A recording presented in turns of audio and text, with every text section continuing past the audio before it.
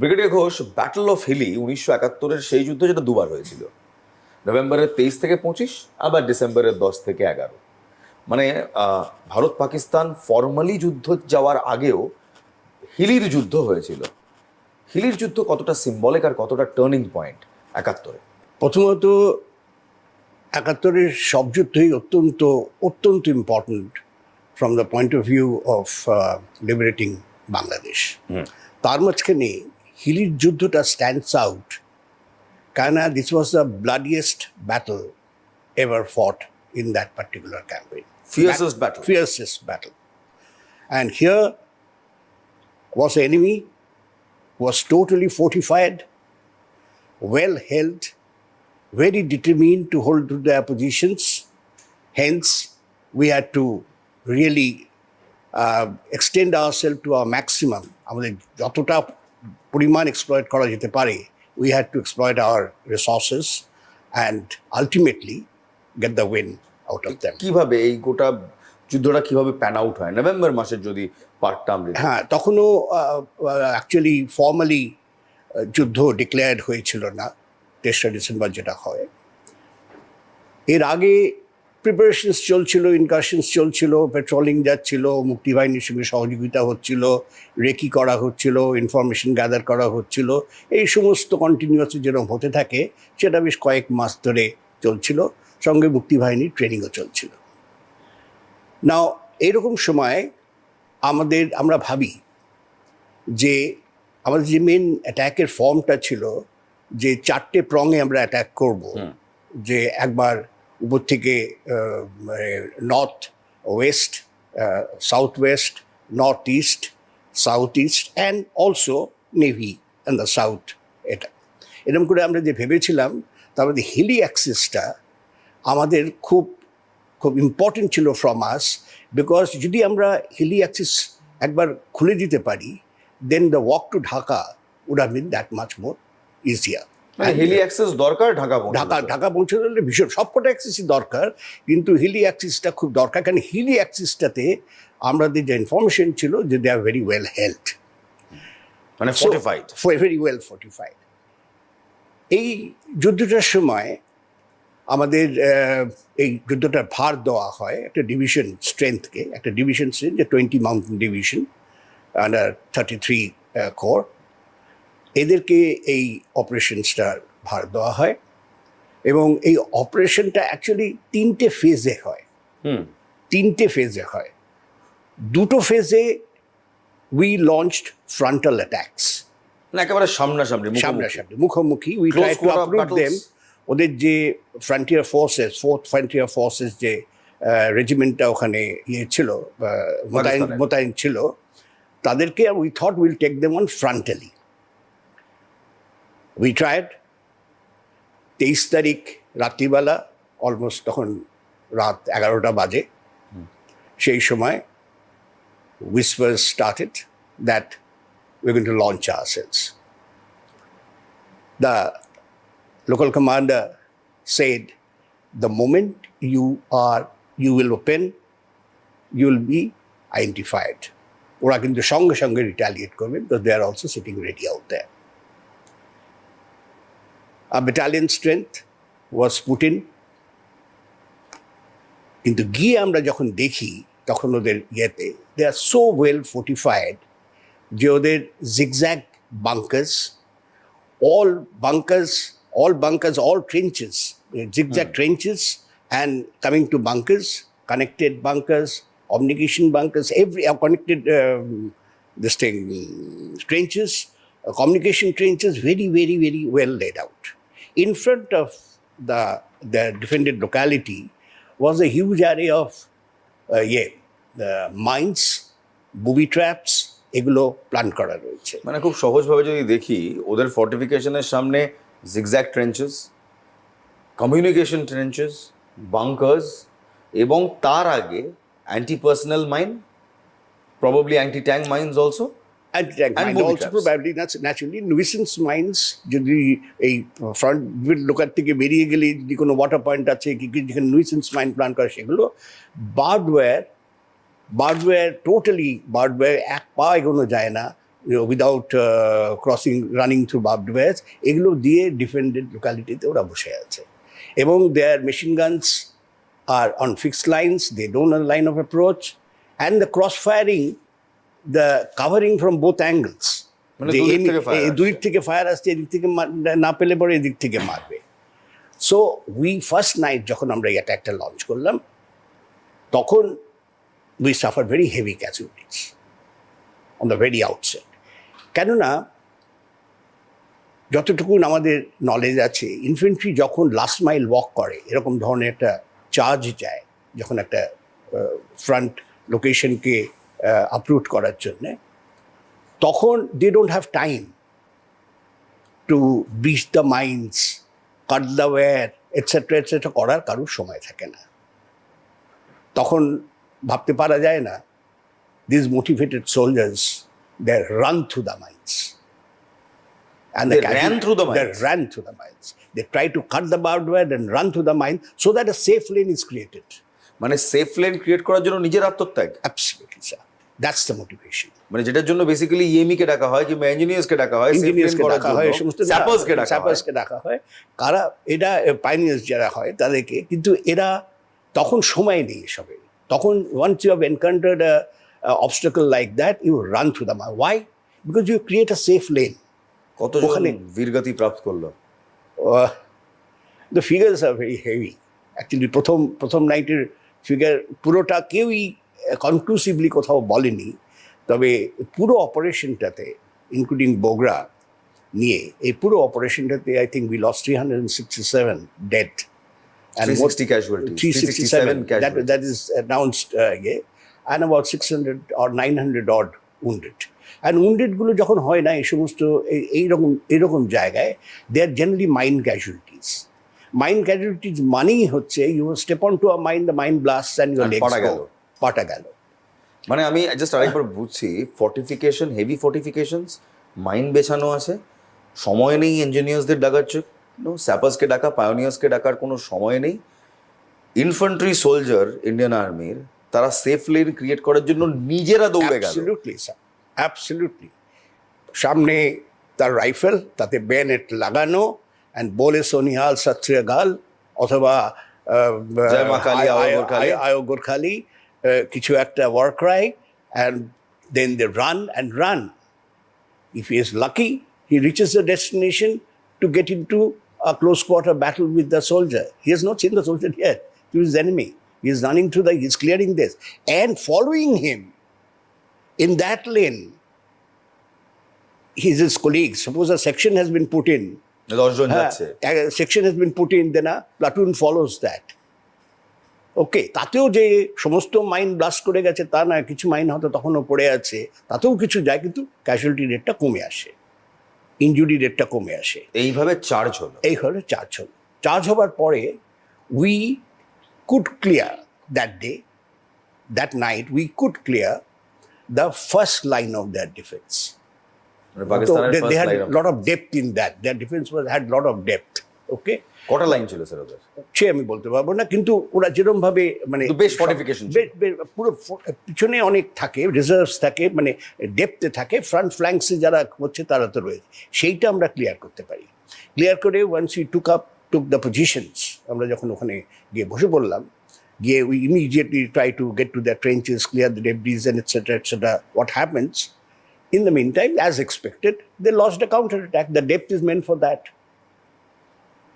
The depth, যারা বসে আছে তারা তো বসে নেই ওখানে, they immediately locked. No, they counterattacked you. Now they are attacking you and you're defending in their trenches, which is facing your side, and they are attacking from your behind. So you have to turn around and fight them into that, to fight their counterattack. Yes, any operations always have a counter-attack or a counter-penetration, এরকম হতে থাকে, it's a part of a strategy. They launched a counter-attack as expected and dislodged us. And we had to withdraw. Okay. 23 তারিখ রাত্রি। ওকে, সারা রাত্রি ধরে এই চললো, প্রচুর ক্যাজুয়ালিটি দেওয়া হলো, দিয়ে এসে আমাদের this forces had to withdraw. Next 2 days was artillery bombing to keep the enemy head down, typical যা হতে থাকে, যে ডেফ টাচ থাকে, পিছন থেকে আর্টিলারি ফায়ার Heavy করতে shelling. থাকে, হেভি শেলিং চলতে থাকে, এগুলো সবসময় হতে থাকে, কিন্তু infantry couldn't get an opportunity to get an opportunity. They didn't dare, really speaking, to get into that kind of a situation again. 26th, another attempt was taken with reinforced battalions. Another attempt was taken, but this time it was even worse. We couldn't cut them out at all. We couldn't take in their forward positions also. 26 তারিখে ওদের forward position আমরা কিচ্ছু করতে পারলাম, and we again suffered hell of a lot of casualties. Lot of casualties were there. Injury, 23, তারপর 26, তারপর 26, 27, 28, 29, 30. General Lahel, who was the division commander, he just didn't know. So he said, no, this cannot carry on. This cannot carry on. Frontally, and they're totally like madmen, they fought. They fought and they fought. Their brigade commander, who was cited for decoration later, he was all over. The brigade commander directing the battle from on his jeep. He's roaming around and seeing, and he's directing the battle right from the front. They were soldiers, and exceedingly good soldiers. And so he thought that we have to change our stance. এই স্টান্সটা বদলালো কবে? এই বদলালো, উনি বললেন যে না, frontal attack সম্ভব আমরা করব না, কারণ আমরা ফ্রন্টাল অ্যাটাক করে ওদের এই ফোর্টিফিকেশন থেকে ওঠাতে পারবো না। সো এই যে অপারেশনটা 71-এর, one of the strategy with General Gill and party had worked out is that if you counter this, bypass, ignore them, bypass from the flanks, দুদিক থেকে, from the flanks. Which flank? দুদিক থেকে করো, একদিক থেকে করো, কিন্তু flank war, just bypass them, encircle them, cut off their logistic line. Because we were very happily placed, because the air force was almost grounded. There was no top attack, so there is no top visibility. ওপর থেকে কিছুই দেখা নেই, ওপর থেকে ওদের কিছু করার নেই, ম্যাক্সিমাম দূর থেকে আর্টিলারি ফায়ার করবে আর ছোট ছোট পকেটসে ইয়ে থাকবে। And this plan succeeded. This was launched on প্রথমটা হলো 23 থেকে 25, তারপরে হলো 26, তারপরে 1 থেকে 11 ফ্ল্যাঙ্ক অ্যাটাক শুরু হলো, ফ্ল্যাঙ্কের মুভমেন্ট শুরু হয়ে গেল। We encircled them totally, went behind them. Then the brigade commander messages were intercepted all over that we are outflanked. Pakistani brigade commander, We are outflanked. Where supplies to আসতে হবে? Where are our supplies? Reinforcement. We will not be able to hold it. But there was no response from Pakistani headquarters to withdraw. So they suffered. So now they suffered. Main part. Flank warটা কেমন ছিল? And the move was very fast, very decisive, and absolutely executed in a very, very professional manner. And the entire logistic backup of this particular formation, of that brigade who fought so well there, and the frontier forces, were their battalions, was cut off. So they just couldn't do anything. তখন ওরা যখন ultimately end of the আমরা যখন encircle করে বসে আছি, some pockets they found, through them they were extricated. Somehow they are allowed to withdraw, and they went to their positions. আমরা হেলি অ্যাক্সিস কি তখন ক্যাপচার করে নিলাম? আমরা পুরোটাই ক্যাপচার করে we came back and we sat. When we went to the forward defended locality, they found they have left their weapons, they left their ammunitions, they left their whatever little food they had. পালিয়েছিল, but absolutely they ran for their life, because they are wonderful soldiers. But well, you cannot fight with arms. It's not possible. And in this heli axis আমাদের সৈন্যরা শুধু close quarter ব্যাটলে দেখা গেছে শুধু ব্যানেট charge করেনি, ultimately কুস্তি করেছে, মানে হাতাহাতি যুদ্ধ হচ্ছে। মানে that kind of a thing happened in this heli axis. যে সো ডিটারমিন, and এটা বোধহয় I don't know, I really don't know, আমি নিজেও আর্মি অফিসার, তাও বলবো যে কী ধরনের মোটিভেশন হলে পরে এই মানুষ লেভেল অফ এই লেভেল অফ অ্যাপ্লিকেশন একজন সোলজার দিতে পারে, যে বয়স nothing more than 30, any one of them. 30 বছরের কিছু জওয়ান, কিছু অফিসার, 30 বছরের আউটার লেভেল বলছি আমি, 18 থেকে 30 18 থেকে 30 বছরের কিছু জওয়ান, কিছু সোলজার্স হিলিতে প্রথমে দুবার ফিল্ড অ্যাটেম্পটের পর আউটফ্ল্যাঙ্ক করে বোধহয় দ্বিতীয় বিশ্বযুদ্ধের পর ফিয়ার্সেস্ট রক্তাক্ত ব্যাটলে যেভাবে হিলি অ্যাক্সেস ক্যাপচার করলো, ব্যাটল অফ হিলি, এটাই ভারতীয় সেনার শৌর্যগাথা। অসংখ্য ধন্যবাদ brigadier Ghosh. Thank you very much, thank you.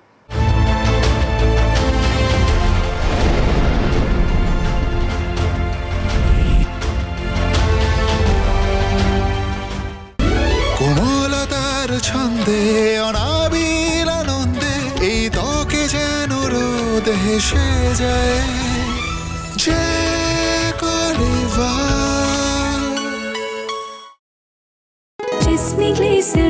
জেসমি glycerine সাবান ত্বকে আনে রেশমের কোমলতা।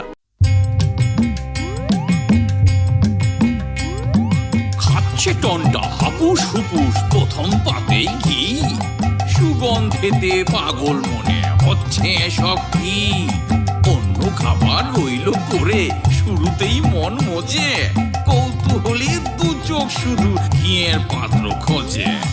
একেডি ঘি খুঁজবে না তো করবে কি? একেডি ঘি বিশুদ্ধতার আরেক নাম।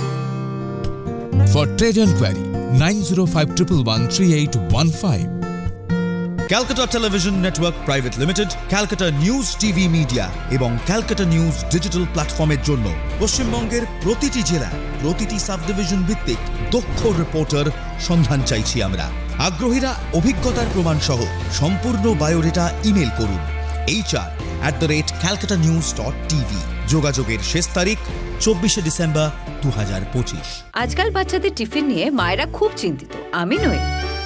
মুখরোচক আছে তো হেলদি টিফিন স্ন্যাক্স, নেই কোনো প্রেজারভেটিভ, আর্টিফিশিয়াল কালার বা কেমিক্যালস।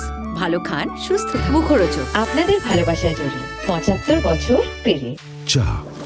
চা মানে মন ভরানো অনুভূতি, রঙে, গন্ধে, আমেজে। ঠোঁট যখন বাডলিফ ইলাইচি চায়ের পেয়ালা স্পর্শ করে, ভালো চা আর তাজা এলাচের স্বাদ গন্ধগুণে জীবন ভরে। বাডলিফ ইলাইচি চা, তাজা এলাচি ভরপুর, কোনো আর্টিফিশিয়াল ফ্লেভার নেই।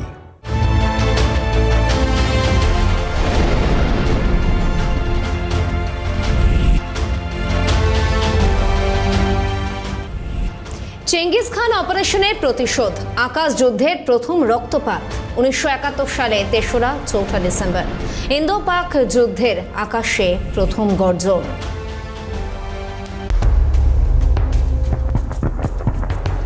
3রা ডিসেম্বর 1971 বিকেল 5টা পাকিস্তানি এয়ারফোর্স লঞ্চ করে